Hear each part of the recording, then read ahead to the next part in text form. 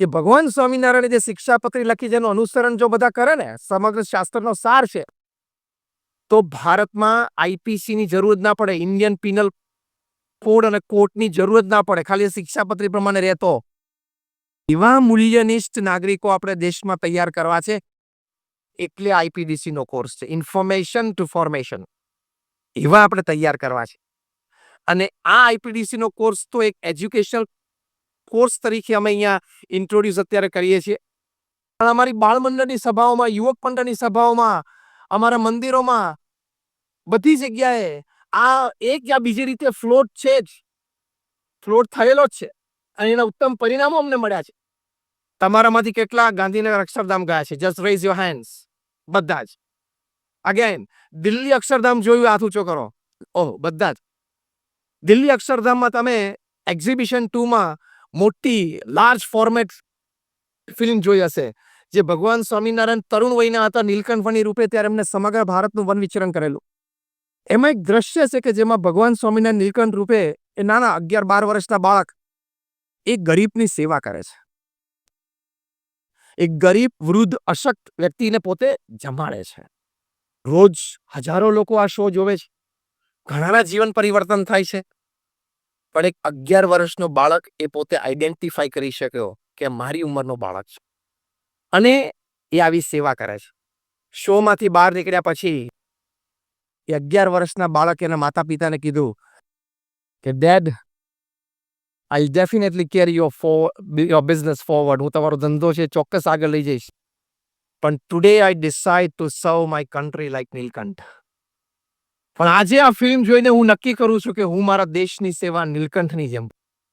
આ ફોર્મેશન થયું કહેવાય. મેં કહ્યું એમ એજ્યુકેશનલ એક શૈક્ષણિક કોર્સ તરીકે તો આજે અમે અહીંયા ઇન્ટ્રોડ્યુસ કરીએ છીએ, પણ આ ઘડતર થઈ જ રહ્યું છે. એક બાળક ત્યાં અક્ષરધામમાં આ નીલકંઠ વણીનો શો જોઈને એને નિયમ લીધો. એ બાળક છે ને વિડીયો ગેમ્સનો એડિક્ટેડ હતો. રોજ 4 કલાક વિડીયો ગેમ્સ જોવે અને ભણવામાં 55-58% લાવે. હવે 5મા-6ઠ્ઠા ધોરણનો વિદ્યાર્થી એ 55-58% લાવતો હોય તો મા બાપને દુઃખ તો થાય ને કે ભાઈ આનું ભવિષ્ય શું પછી. ત્યાં નીલકંઠ વર્ણીનો શો જોઈને એને થયું કે મારે ખોટી આદત છે ને બાજુ પર મૂકી દેવી જોઈએ. I must shun all my bad habits. એ શોમાંથી બહાર નીકળીને એ બાળક એના માતા પિતાને કીધું કે પપ્પા, મમ્મી, હું આજથી નિયમ લઉં છું કે હું વિડીયો ગેમ નહીં રહું. એના મા બાપ તો ત્યાં ધ્રુસકે ને ધ્રુસકે રડી પડ્યા. અમારા સ્વયંસેવક એમનો એપ્રોચ કર્યો, તમને કંઈ આમ શારીરિક તકલીફ છે, તમને કંઈ મદદની જરૂર છે? તો કે ના ના, લીવ અસ અલોન, અમને એકલા રહેવા દો. અને પછી એ બાળકને એના માતા પિતાએ ત્યાં ખૂબ વહાલ કર્યું. એ બાળકને એનાથી એક આગળ વિચાર આવ્યો કે નીલકંઠે જેમ સેવા કરી એમ મારે સેવા કરવી છે. હું તો નાનો છું, 10 વર્ષનો, હું શું કરી શકું? એના ઘરમાં એક કબાટ ભરીને વિડીયો ગેમ્સ હતી, કારણ કે એ શોખીન હતો અને ના લાવી આપે તો રડે, અને એના લીધે આપણે જાણીએ છીએ કે સ્ક્રીનમાં ઓવર ટાઈમ થાય એટલે બાળકોની ઇન્ટેલિજન્સ, શાર્પનેસ, મેમરી પાવર બધું ઘટે છે. આ બધું સાયન્ટિફિકલી પ્રૂવ છે. એટલે જ એને 55-58% આવતા હતા, આગળ જ નહોતો વધતો. એટલે મા બાપ ચિંતિત હતા. એ બાળકે કીધું કે અમને આ વખતે દિવાળી કરવા માટે અનાથ આશ્રમમાં અમારી સ્કૂલમાંથી લઈ ગયેલા. જો આ ફોર્મેશન, હા, એ અનાથ બાળકો છે ને, એ લોકોએ કોઈ દિવસ વિડીયો ગેમ જોઈ જ નહીં હોય. તો આપણે ડેડી આ રવિવારે સવારે બધી વિડીયો ગેમ્સ લઈને અનાથ આશ્રમમાં જઈએ અને ત્યાંના સંચાલકને કહીએ કે તમે આની લાઇબ્રેરી બનાવી રાખો, દિવસમાં 15 મિનિટ પણ આ બાળકોને છૂટ આપજો, એ પણ એક જોવે કે આ પણ એક ડિજિટલ દુનિયા છે. 15 મિનિટ માટે હું મારી બધી વિડીયો ગેમ્સ, એમ કહીને લગભગ 40 જેટલી ડિજિટલ ગેજેટ્સ એ બાળકે અનાથ આશ્રમમાં ડોનેશન આપી દીધી. એ બાળકે જે દિવસે આ ડિજિટલ ડિટોક્સ, જે આપણે પહેલો શબ્દ વાપર્યો ને, કોબરા જેવું ઝેર ચડે છે આનું, આ બાળકને ચડી ગયેલું, એમાં ડિટોક્સિફિકેશન થયું, તો એ બાળક ધીમે ધીમે ઉત્તરોત્તર પ્રગતિ કરતો રહ્યો અને 10મા ધોરણમાં એ બાળક 93% સાથે ઉત્તીર્ણ થયો. એક સરસ ભાવિ ગળી. આ ફોર્મેશન, આ ઘડતર કહેવાય. એ બાળક પાસે માહિતી ઘણી બધી હતી, પણ એનું ઘડતર બાકી હતું. એ ઘડતર આવા આઈપીડીસી કોર્સથી થશે. જે ઘણા બધા અનુભવો આપણે સાંભળ્યા, વિદ્યાર્થીઓના ઘણા બધા અનુભવો આપણે સાંભળ્યા, તો એ રીતે આ ઘડતર થાય છે. અને ઘડતર થયેલી વ્યક્તિ હોય એનું ફોર્મેશન થયું હોય, એની પર્સનાલિટી જુદી, એનું કેરેક્ટર જુદું. બિલ ક્લિન્ટન અમેરિકાના પ્રેસિડેન્ટ જે પ્રમુખ સ્વામી મહારાજને મળ્યા. પ્રમુખ સ્વામી મહારાજ 5 ધોરણ ભણેલા, એક અંગ્રેજીનું વાક્ય ના બોલી શકે. બિલ ક્લિન્ટન કેરિઝમેટિક અમેરિકાના પ્રેસિડેન્ટ. અમેરિકાના પ્રથમ 5 પ્રેસિડેન્ટ તમારે લેવા હોય ને, Abraham Lincoln, George Washington, John F Kennedy, Ronald Reagan, એ કક્ષાની આ વ્યક્તિ કહેવાય કે જ્યારે અમેરિકામાં ડોલર તૂટતો હતો ને, આ વ્યક્તિએ પોતાની ઇકોનોમિક બુદ્ધિથી, એટલે કે ઇકોનોમિક્સ વિશે બુદ્ધિથી આ વ્યક્તિએ ડોલરને પકડી રાખેલો. એ બહુ કેરિઝમેટિક હતા. 6 ફૂટ 2 ઇંચની હાઈટ. અને અમેરિકાના પ્રેસિડેન્ટ એટલે તો દુનિયાના રાજા કહેવાય. એને સવારે જે વિચાર આવે ને, એ 10 વાગે સપાટો બોલે આખી પૃથ્વી ઉપર. કારણ કે દુનિયાની 50 મોટી સંસ્થાઓ, યુનો ગણો, વર્લ્ડ હેલ્થ ઓર્ગેનાઇઝેશન ગણો, ઇન્ટરનેશનલ મોનિટરી ફંડ ગણો, વર્લ્ડ બેંક ગણો, આ બધી અમેરિકાના પૈસા ઉપર ચાલે છે. અમેરિકાને ફંડિંગ બંધ કરે એટલે આ બધાએ ઘરે બેસી મંજીરા વગાડવાના દેશી ભાષામાં. એ અમેરિકાના પ્રેસિડેન્ટ, દુનિયાના કોઈ પણ પ્રેસિડેન્ટ કે પ્રાઇમ મિનિસ્ટરનું જીવનમાં એક સપનું હોય કે મારા જીવનકાળ દરમિયાન હું એક વખત અમેરિકા જઈને અમેરિકાના પ્રેસિડેન્ટને વ્હાઇટ હાઉસમાં, ઓવલ ઓફિસમાં એની સાથે એકવાર ચા પીવું અને એક ફોટો એ ઘરે લઈ જાય. એ વ્યક્તિ એક ભારતીય સંત, ભગવધારી સંત, 5 ધોરણ ભણેલા, અંગ્રેજીનું એક વાક્ય ના બોલી શકે અને 80 વર્ષની ઉંમર એનાથી પ્રભાવિત થાય. પણ પ્રમુખ સ્વામી મહારાજના જીવનનું પોતે એવું ઘડતર કરેલું, એવું એમને પોતાનું ફોર્મેશન કરેલું કે his shear presence was dynamic. પ્રમુખ સ્વામી મહારાજની ખાલી શારીરિક હાજરી એ તરંગો વહાવી દે. બિલ ક્લિન્ટન એમની આંખો ઓળખી શક્યા અને બિલ ક્લિન્ટને પ્રમુખ સ્વામી મહારાજની આંખો માટે કીધું કે I see integrity in his eyes. એમની આંખોમાં વફાદારી છે. એમની આંખોમાં કોઈને પાછા પડીને આગળ આવવાની ભાવના નથી. એ દરેકને સાથે લઈને ચાલ્યા છે. એ એમની આંખો રિફ્લેક્ટ થાય છે. આને શું કહેવાય? ફોર્મેશન. તમારે બહુ બોલવું ના પડે, ચર્ચા ના કરવી પડે, જાહેરાત ના કરવી પડે. તમારી હાજરીથી, તમારા 2 શબ્દોથી લોકોને આવી પ્રેરણા મળે. અને પ્રમુખ સ્વામી મહારાજે તો ખૂબ પ્રેમથી દેશી ગુજરાતી ભાષામાં બિલ ક્લિન્ટન સાહેબનો હાથ પકડીને કહ્યું કે સાહેબ, ગાંધીનગરમાં અક્ષરધામ જોવા આવજો. દુભાષ્ય સંત હતા અમૃતનંદન સ્વામી, એમણે અંગ્રેજી ભાષાંતર કર્યું કે Pramukh Swami Maharaj is personally inviting you to visit our Swaminarayan Akshardham at Gandhinagar. It's a wonderful monument of Indian culture ને બધી વાત કરી. બિલ ક્લિન્ટન તરત બોલ્યા કે when he is inviting, I will come. એમને આમંત્રણ આપ્યું છે ને, હું આવીશ, અને આવ્યા. આવું ઘડતર આપણા વિદ્યાર્થીઓનું કરવાનું છે. આવી જનરેશન આપણે તૈયાર કરવાની છે. એટલે 1992માં અમારા યોગી શતાબ્દી મહોત્સવ વખતે જૈનાચાર્ય સુશીલ મુનિજી આવ્યા અને એમને 17,000 સ્વયંસેવકોને જોયા. જે અત્યારે સ્વયંસેવકોને તમે જોયા, સંગીતમાં જોયા, નૃત્યમાં જોયા, આ ઘડતર પામેલા છે. આ બધા યુવાનમાંથી કોઈને વ્યસન નથી. અને આ તો અહીંયા એમને સાંસ્કૃતિક નૃત્ય કર્યું. પણ આ યુવાનોને નવરાત્રીમાં નાચવા નહીં જવાનો નિયમ છે. એ લોકોનું ઘડતર થયેલું છે. એ લોકોને કોઈ વ્યસન નથી. એવા 17,000 યુવાનોને પ્રમુખ સ્વામી મહારાજે ત્યાં સ્વયંસેવક તરીકે ઘડતર કરીને રાખેલા. જોઈને સુશીલ કુમારજી બોલ્યા કે one પ્રમુખ સ્વામી will generate thousands of પ્રમુખ સ્વામી. એક પ્રમુખ સ્વામી હજારો પ્રમુખ સ્વામી તૈયાર કરશે. એટલે કે એવા ઘડાયેલા વ્યક્તિત્વ તૈયાર કરશે. and he will unburden the load of the world. પૃથ્વી પરનો જે લોડ છે ને, શેનો?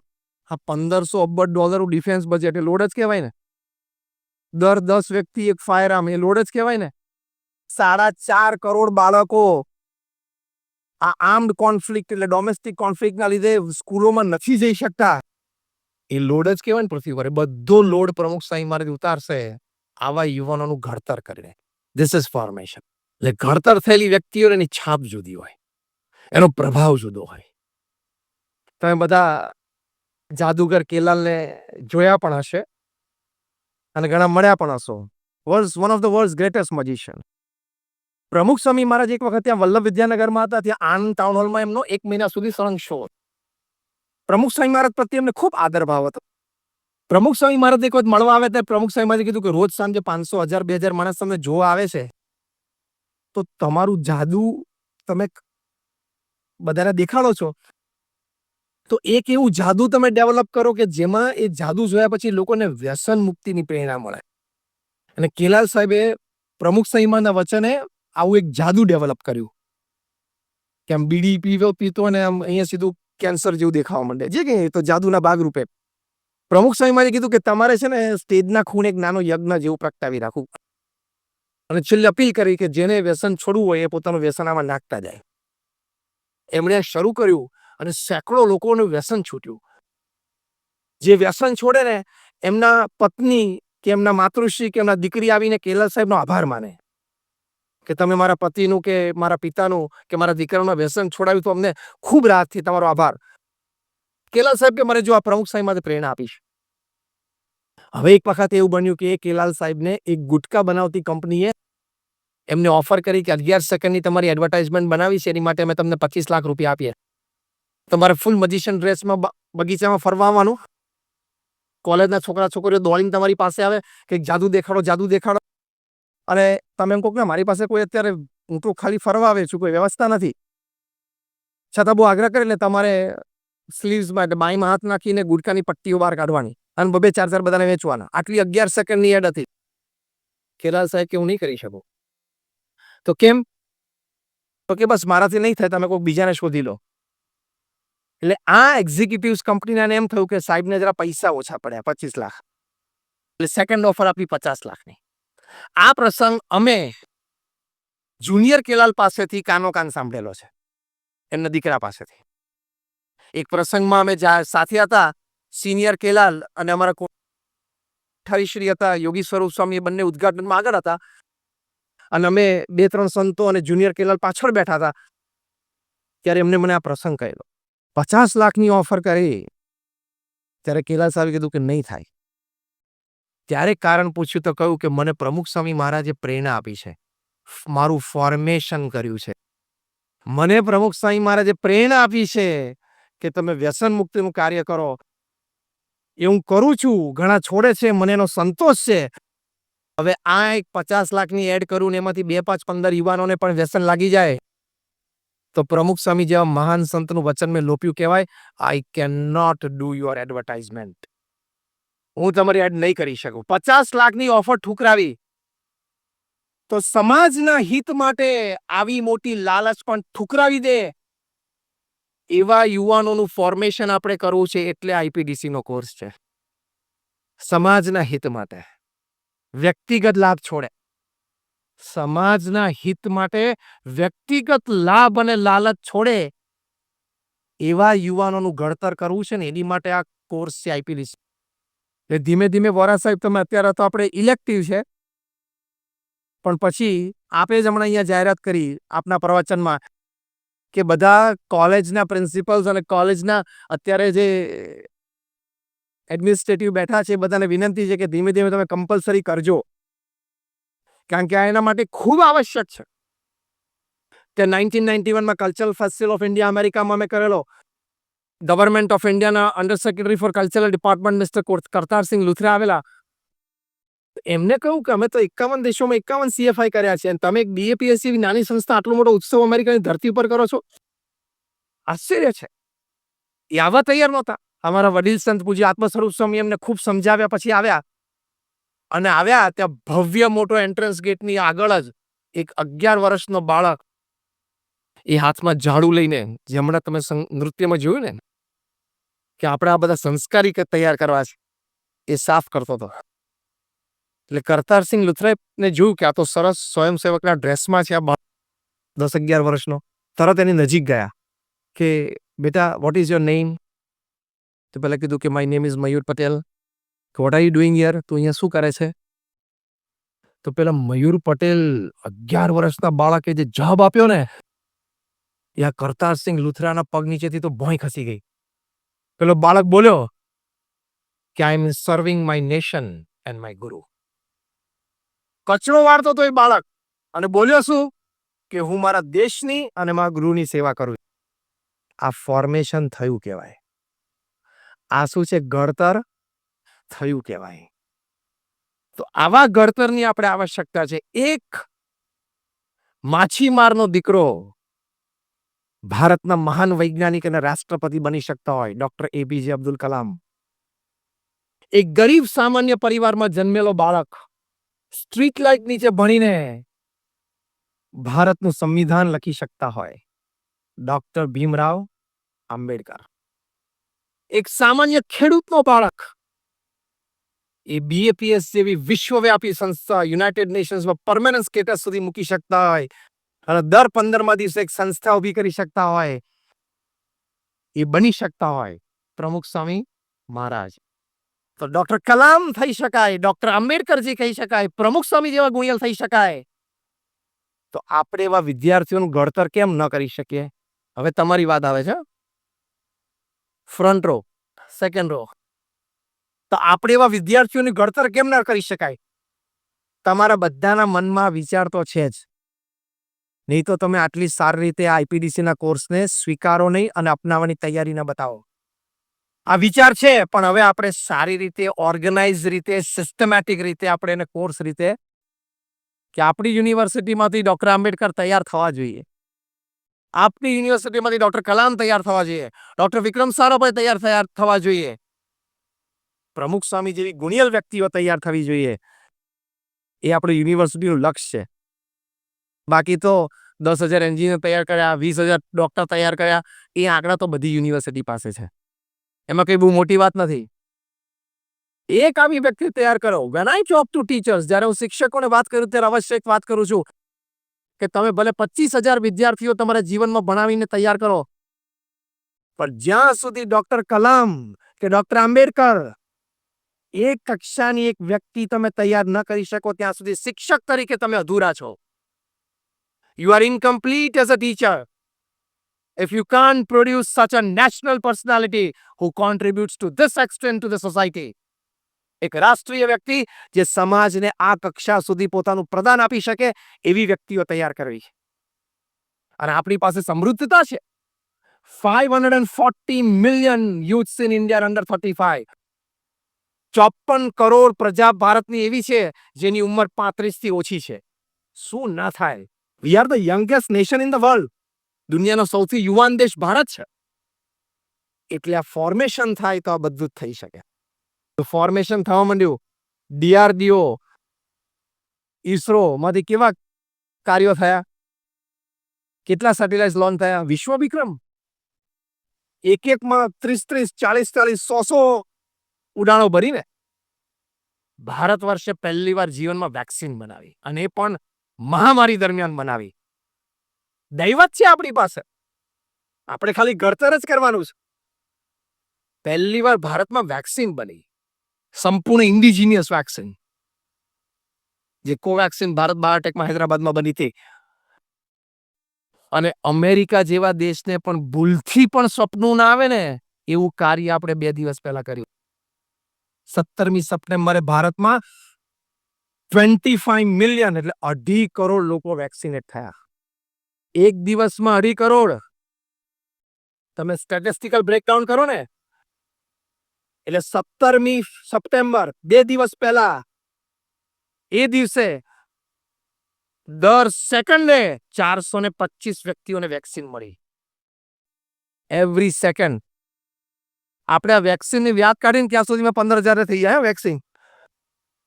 Every second 425. અમેરિકા જેવા દેશ તો મોઢું ફાડીને જોઈ રહ્યા શું કામ કર્યું ભારત.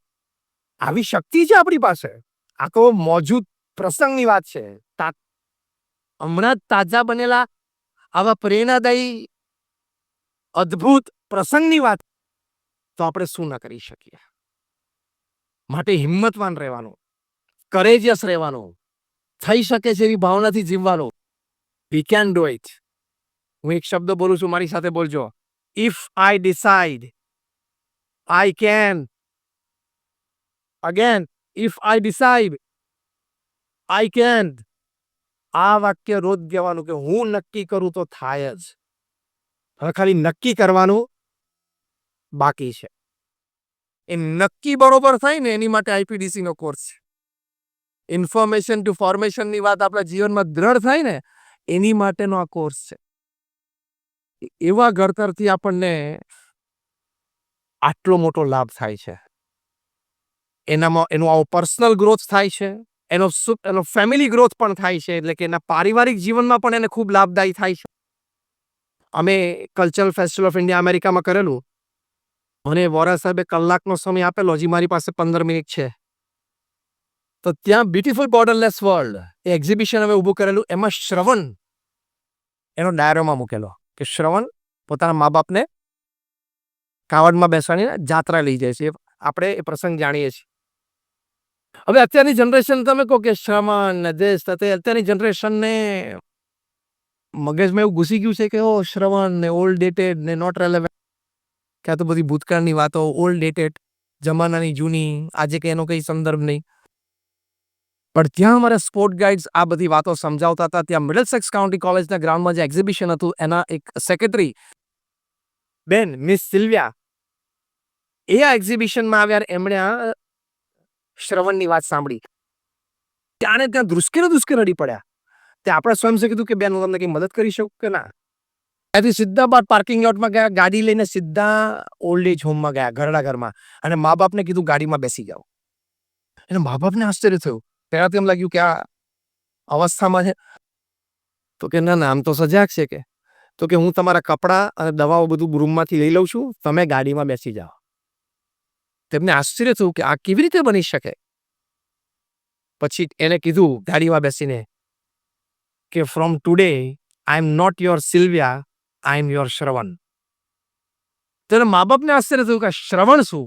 એટલે સીધી ગાડી લઈને એક્ઝિબિશનમાં આવ્યા અમારા ઉત્સવ સ્થળે, અને ત્યાં પ્રદર્શનમાં એમના મા બાપને દેખાડ્યું કે આ જગ્યાએથી આ વાત સાંભળીને, આ શ્રવણનું ચરિત્ર સાંભળીને મને પ્રેરણા મળી. એટલે હવે હું આજીવન તમને ઘરમાં જ રાખીશ, તમારે ઘરડા ઘરમાં નથી જવાનું, અને હું તમારી આજીવન સેવા કરીશ. આ ફેમિલી વેલ્યુઝ આઈપીડીસીમાં શીખવાડવામાં આવે છે, એનું ઘડતર થાય છે. બહુ વર્ષો સુધી, લગભગ 12-15 વર્ષ સુધી એના મા બાપ જીવ્યા ત્યાર પછી પણ એને ઘરે રાખીને એમની સેવા, એ આપણી સંસ્કૃતિની છે. તમે શ્રવણ, પ્રહલાદ, નચિકેતા, ધ્રુવની વાતો તમારા બાળકોને નહીં કરો, અથવા સ્કૂલમાં નહીં ભણાવો, તો શું ખાલી આપણે ભણેલા ભૂત તૈયાર કરવાના છે કે એનામાં લક્ષણો ના હોય, એના સંસ્કાર ના હોય? જો બુદ્ધિમત્તાની કઈ બહુ મોટી વાત નથી. દુનિયામાં દરેક વ્યક્તિ બુદ્ધિશાળી જ છે. આવડતની કોઈ કમી નથી. દુનિયામાં દરેક વ્યક્તિ પાસે નાની મોટી આવડતો છે જ. પણ જ્યારે એકવાર જાય ને ત્યારે ચામડી ઉતારીને જાય. જો આ બધાની ગઈ, 2-3 પ્રસંગો કીધા, એટલે એ ખટકો રાખે તો કોઈ દિવસ સ્ટ્રેસ આવશે નહીં.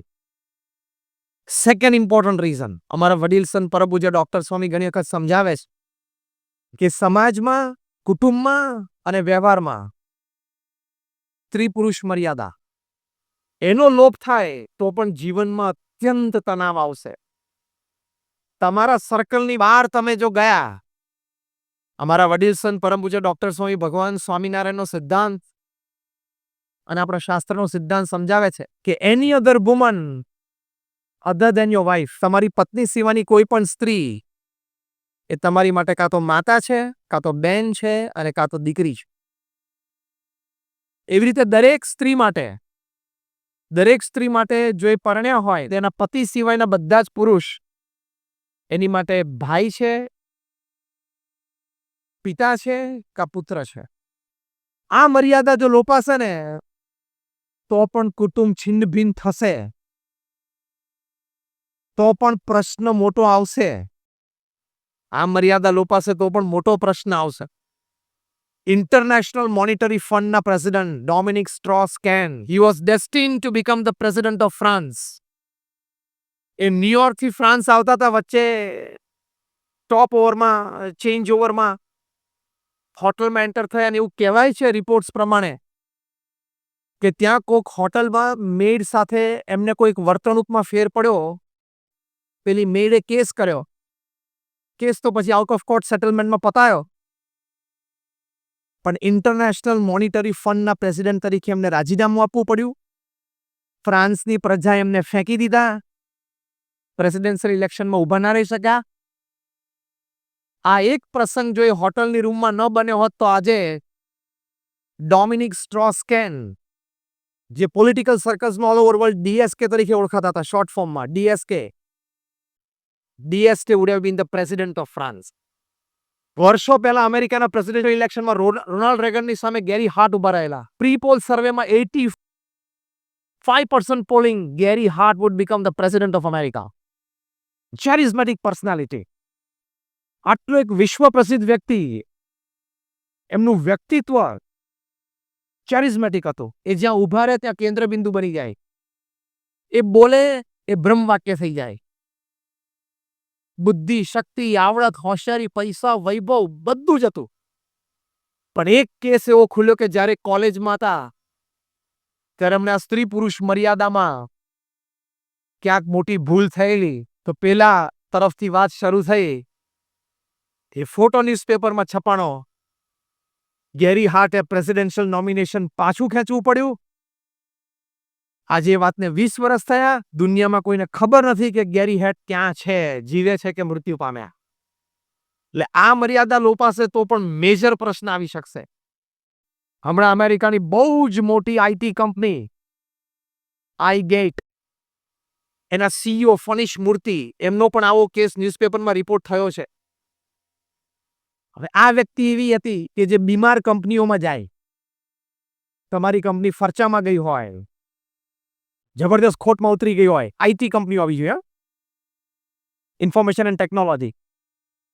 આ માણસ પાસે એવી આવડત, એવી બુદ્ધિ, એવા સંબંધો એના અક્રોસ ધ વર્લ્ડ કોન્ટિનેન્ટ્સ કે થોડાક મહિનાઓમાં અથવા તો 1-2 વર્ષમાં મિલિયન્સ ઓફ ડોલર્સના ફરચામાં ગયો એ કંપની અને મિલિયન્સ ઓફ ડોલર્સના પ્રોફિટમાં મૂકી દે. એવું એમને 3 જગ્યાએ કરેલું. એટલે આઈગેટ એમને હાયર કર્યા અને એમનો પગાર અધો કદાચ મોર દેન વર્ષે 150 કરોડ રૂપિયાનો પગાર હતો. પણ આ સ્ત્રી પુરુષ મર્યાદામાં પ્રશ્ન આવ્યો એવું રિપોર્ટિંગ છે. એમને એમની જ કંપનીના એક બાય કર્મચારી સાથે સંબંધ થયો અને પછી એ બાય કર્મચારી એની જાહેરાત કરી. ફનિશ મૂર્તિને રેઝિગ્નેશન આપવું પડ્યું. એ રેઝિગ્નેશન આપે પહેલા જ એમને કાઢી મૂકવામાં આવ્યા. બહુ જ મોટું બોનસ લઈ લેવામાં આવ્યું પાછું અને પ્રતિષ્ઠાહીન થઈ ગયા. અત્યારે અમેરિકામાં કોઈ કંપની એમને રાખવા તૈયાર નથી. બુદ્ધિ જબરજસ્ત છે, આવડત જબરજસ્ત છે અને કામ પોતાની જિંદગીમાં 40 વર્ષ કરી બતાવ્યું છે. ખાલી વાતો નહીં, મિલિયન્સ ઓફ ડોલર્સમાં ફરચામાં ગયેલી કંપનીઓએ બેઠી કરી નાખી છે. પણ અત્યારે કોઈ એમને નોકરીએ રાખવા તૈયાર નથી. એટલે આપણા કુટુંબ, એ કુટુંબની બહાર કોઈ દિવસ મર્યાદાને લોપ કરીને પ્રશ્ન નહીં આવે એવું વિચારતા નહીં. આવે જ છે. ન્યૂઝપેપરમાં બધી ઘણી વાતો સાંભળો છો ને, વાંચીએ છે ને, અને તમારા સર્કલમાં કોકને થયું હશે, સાંભળ્યું પણ હશે. એટલે આ બે વસ્તુનો અત્યંત ખ્યાલ રાખવાનો તો તમે 80% તણાવમાંથી બચી જશો. અત્યારે તમને એમ લાગે છે કે આમાં નથી અથવા આમાં બહુ રિસ્ક નથી, પણ અત્યારે તમને રિસ્ક નથી દેખાતું. There is a dangerous risk ahead. Don't play with cobra. Cobra જોડે રમાય, એમાં કિંગ કોબ્રા સાથે રમાય. 18 ફૂટ લાંબો હોય, એન્ટીવેનોમ ઇન્જેક્શન લઈને ડોક્ટર બાજુમાં ઉભા હોય ને, પણ કિંગ કોબ્રા ડંક મારે ને, હી cannot save you. A doctor injection લઈને તૈયાર ઉભા હોય ને, કિંગ કોબ્રા તમને અહીંયા કરડે અને એથી તમને ઇન્જેક્શન મારે એન્ટીવેનોમનો, તો એ તમને બચાવી ના શકે. એમ ધંધામાં અનૈતિક પ્રેક્ટિસ અને શાસ્ત્ર પ્રમાણે જે સ્ત્રી પુરુષની મર્યાદા છે એને તમે લોપો ને, એટલે you have started playing with cobra. તમે કોબ્રા સાથે રમવાની શરૂઆત કરી દીધી છે. હવે ડંખ વાગે ત્યારે વાત. You have started playing with cobra. અને આ કક્ષાના માણસોને થઈ શકે છે તો તમને થઈ શકે? હા કે ના? Tell me yes or no. It can happen to anybody. કોઈને પણ થઈ શકે છે. સાધુ પણ મર્યાદા લોપે તો એને પણ થઈ શકે છે. એના કેસ પણ તમે સાંભળતા હશો. એટલે બીએપીએસ સંસ્થામાં પ્રમુખ સ્વામી મહારાજે આ સ્ટ્રિક્ટ મર્યાદા મૂકી છે. બીએપીએસ સંસ્થાના સાધુને આ પ્રશ્ન નથી, કારણ કે આ મર્યાદામાં રહે છે. આ કપડાં પહેરીને તમે આ મર્યાદા લોપો તો આ કપડામાં પણ પ્રશ્ન. ભલે લોકો તમને માનતા હોય, પૂછતા હોય, disciplines stands fast. Ethics stands fast. Ethics અને ડિસિપ્લિન્સથી પર કોઈ વસ્તુ નથી. એટલે સ્ટ્રેસ ન આવે એની માટે આપણને રામાયણમાં તુલસીદાસજી એક સરસ વાત કરી છે. આ બે મુદ્દા જે પહેલા કીધા ને એ સંબંધિત. તુલસીદાસજીએ સિમ્પલ લખ્યું કે પરધન પથ્થર માનીએ, પર સ્ત્રી માત સમાન, ઇતને સે હરી ના મિલે તો તુલસીદાસ જમાન. કે પરધન છે ને એને પથ્થર માનજો અને પર સ્ત્રી છે એને માતા માનજો. ઇતને સે જો હરી ના મિલે, તમને જો ભગવાન ના મળે ને તો તુલસીદાસ તમારો જામીન છે. અને હરી મળે એટલે ક્યાં પછી સ્ટ્રેસ રહ્યો. એટલે ઇનડાયરેક્ટલી આના બીજા શબ્દ એ છે કે તમને ક્યારેય જીવનમાં સ્ટ્રેસ આવશે જ નહીં. સત્યમ કંપનીના માલિક રામલિંગા રાજુ, જેનાથી આપણે વાતની શરૂઆત કરેલી, એમણે આ તુલસીદાસની વાત માની હોત તો, રજત ગુપ્તાએ આ તુલસીદાસની વાત માની હોત તો, પરધન પથ્થર માનીએ કે પરધન છે એટલે કે બીજાનું જે ધન છે આપણી માટે પથ્થર છે, ધૂળ છે. આ તો બીજાના ધનમાં જ હાથ નાખવાની વધારે મજા આવે છે. આપણું સેફ ડિપોઝિટ વોલ્ટમાં હોય, બેંકમાં હોય, બીજાના ધનમાં હાથ નાખવાની વધારે મજા આવે છે. પણ આ સિદ્ધાંત મૂક્યો